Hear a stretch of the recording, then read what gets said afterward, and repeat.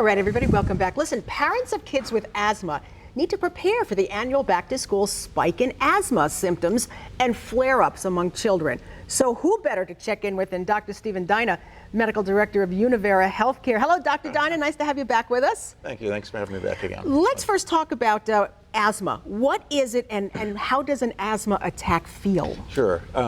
Asthma is one of the most common chronic diseases in childhood.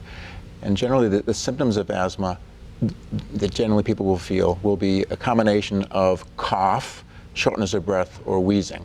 So it almost feels like sometimes when you have an asthma attack, you're breathing through a restricted airway or a straw. Oh my goodness. So what might cause that spike in asthma attacks each year at this time? Yeah, generally it's at the time of school, which is generally in September, which is not too far away. Right. There's several things that can occur to increase the asthma exacerbations. The first thing is generally ragweed sensitivity. Ragweed season is pretty common. Dust mites when people close the windows and put the furnace on. I see. That's one reason that does it. The other thing is generally children are exposed to other children in the classroom, and a lot of children come down with upper respiratory infections or colds. That's one of the most common triggers of asthma in childhood. So if you catch a cold, it might also trigger your asthma? Yes, if you have it? For a lot of susceptible children, it is one of the most common sources of asthma attacks. Do people have asthma for life, or can it go away? Generally, most asthma in childhood does go away. About 75% does go away. That's with great. time. That's good to know. All right, so what can parents do now to control their child's asthma and to get ready for this season? Multiple things. I think if the child's old enough to understand, the child should have an understanding of what to do with asthma, what triggers it, how to respond to it.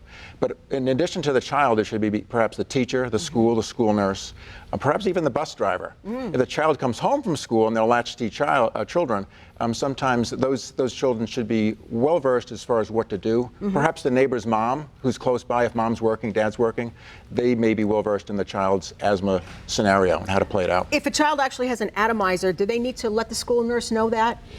They should. Yeah. I think usually you work in concert with your physician, the nurse at the office, and usually the nurses are pretty well versed as far as what is necessary, who needs it, how often to use it. Sounds like it would be in your asthma plan. Yes, asthma plan, the asthma action plan is something that we do recommend, and generally it starts with a plan of action to take if certain things occur. What may trigger asthma? For example, exercise is a common source of asthma. The child participates in gym.